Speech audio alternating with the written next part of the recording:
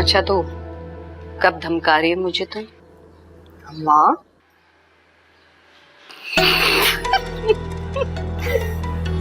माँ मीना, अरे मेरा तो सांस ही ऊपर का।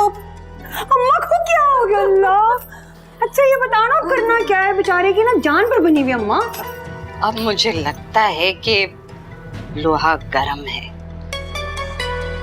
जोरदार सिर्फ लगाने की देर है बस। अम्मा मैं भी कहती हूँ कि उससे बात करके डन करो, पता नहीं अब मानता भी है या नहीं। सुनो, जो लड़का छुप कर तुम्हें शादी की पट्टियां पढ़ा रहा है तो वो हर बात मानेगा जो मैं मनवाना चाहूंगी। अगर ऐसे ही अम्मा जैसा तुम कह रही हो। अच्छा मेरी कल बात करा देना, अब इस मामले को किसी ना किसी नतीजे पे पहुंचाना है मैंने। अम्मा तुम्हारा तजर्बा भी खूब है, अच्छी तरह जानती हो किस जगह मारोगी तो सबसे ज्यादा दर्द होगा। अक्लमंद इसीलिए तो कहते हैं कि ठंडा करके खाओ, गरम खाओगी तो नुकसान ही नुकसान है। हाँ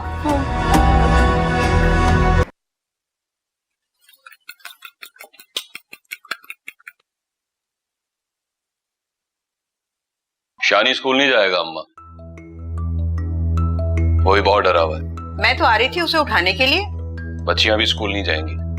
फिर वही जिद समझो या मजबूरी, बस बच्चियों का स्कूल खत्म। लेकिन क्यों? क्योंकि कल मैंने कसम खाई थी, तुम्हें तो शायद याद नहीं होगा, और मैं अपनी कसम नहीं तोड़ सकता। कसम का कफारा तो अदा हो सकता है, लेकिन गुजरे हुए वक्त का कफारा नहीं। शानी के बारे में भी मैं सोचूंगा कि उसे स्कूल भेजना है या नहीं, लेकिन बच्चियों का स्कूल खत्म। कैसे बाप हो तुम? किसी और की गलती की सजा तुम अपनी बच्चियों को दे रहे हो। कोई और बाप होता ना, सीधा पुलिस स्टेशन जाता और रूबी की असलियत बता देता। और फिर क्या होता? पुलिस मेरे शानी से तफ्तीश शुरू कर देती, हर कोई उससे सवाल जवाब शुरू कर देता। अम्मा मैं अपने शानी को ना इन झमेलों से दूर रखना चाहता हूँ। और उस जहर से अगर दुआ की जान चली जाती तो तुम्हारा बेटा दुआ का कातिल कहलाता। सईद, दुआ अभी जिंदा है ना अम्मा, मरी तो नहीं। खुदा का शुक्र अदा करो और इस किस्से को यहीं खत्म करो।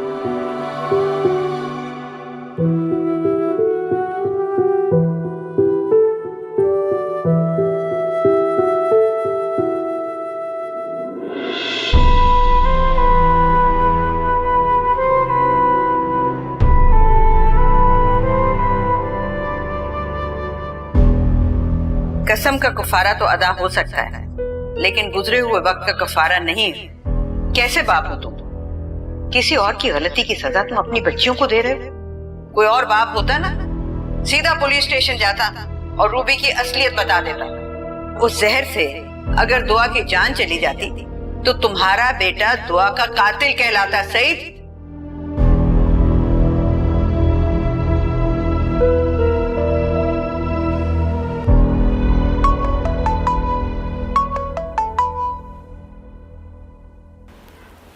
हेलो, कौन? सईद अहमद बोल रहा हूँ, दुआ का बाप। हाँ सईद अहमद, हाँ बोलो। शानी ने मुझे सब सच सच बता दिया। तुम्हारी बेटी के लिए तो अब मेरे बेटे का बयान ही काफी होगा।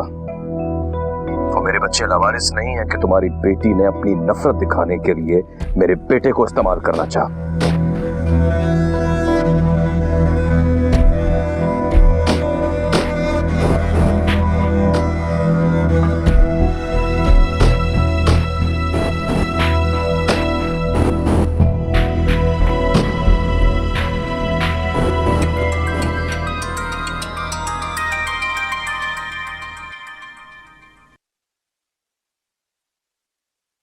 दोबारा बात करनी थी तो फोन क्यों काटा था?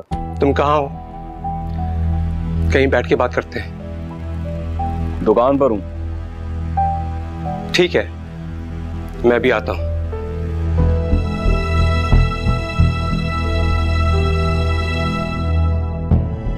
समझे जी?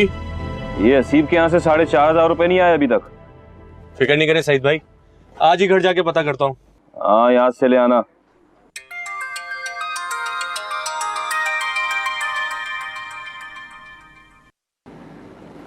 हेलो, मैं तुम्हारी दुकान की तरफ गाड़ी में बैठा हूँ, तुम यहीं पर आ जाओ। तुम यही दुकान पर आ जाओ ना। देखो, दुकान पर लोगों का आना जाना होगा तो बात सही तरह से हो नहीं पाएगी, तुम यहीं पर आ जाओ। चल ठीक है, आता हूँ। हम जी सईद भाई, ख्याल रखना, मैं आता हूँ।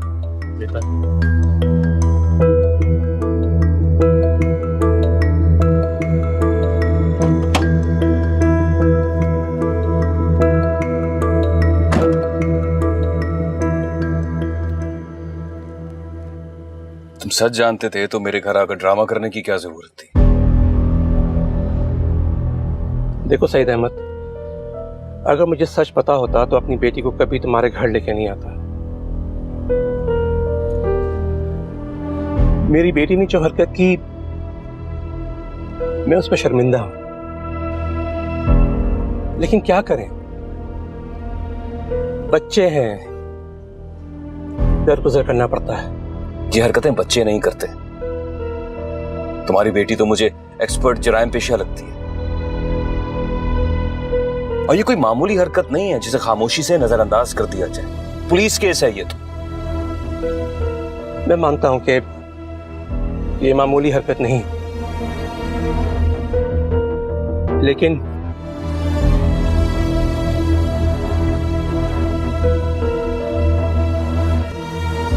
शायद इसके बाद तुम्हें ये हरकत मामूली लगे। इसको कैश कराने के बाद मेरी बेटी को दिल से माफ कर देना, और हो सके तो इस केस को यहीं बंद कर दो।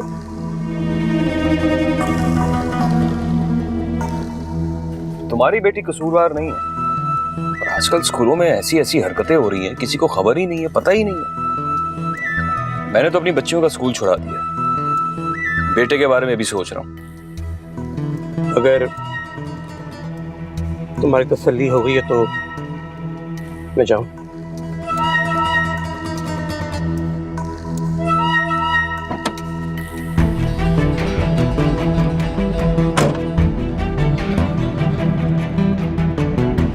मुझे समझ नहीं आ रहा कि आप इतना क्यों उलझ रही हैं इस मामले पे।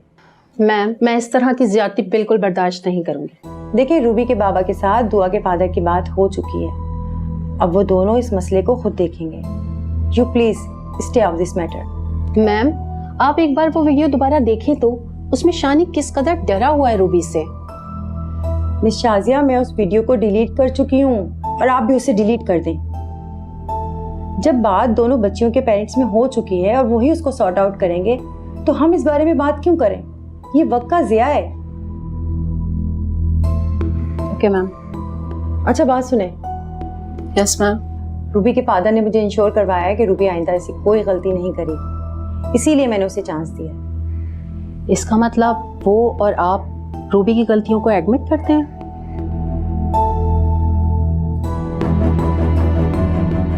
अच्छा, एक बात मेरी गौर से सुन लें। अब आप इस बारे में रूबी से कोई बात नहीं करेंगे, और स्पेशली यहाँ के स्टाफ से, क्योंकि इस तरह के मामले अगर ज़्यादा डिस्कस किए जाएं तो बहुत बदनामी का बाइस बनते हैं, और ये मैं हरगिज़ सपोर्ट नहीं कर सकती। Okay ma'am. वो हसीब से 4,500 रुपए ले आया यार, तू बाद में भूल जाएगा। अभी ले आओ। हाँ हाँ, अभी ले आ, मैं दुकान पे बैठा हूँ, जा ले आ।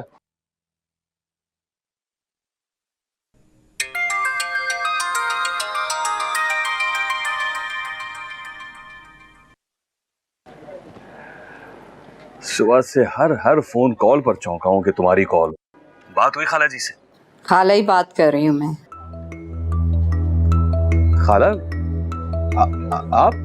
क्यों, मेरी आवाज सुन के करंट लग गया तुम्हें? अरे नहीं नहीं नहीं, कैसी बातें कर रही हैं आप तो हमारी बड़ी हैं। अच्छा ठीक है, आ जाओ और आके मारूफ को अंगूठी पहना जाओ। सच?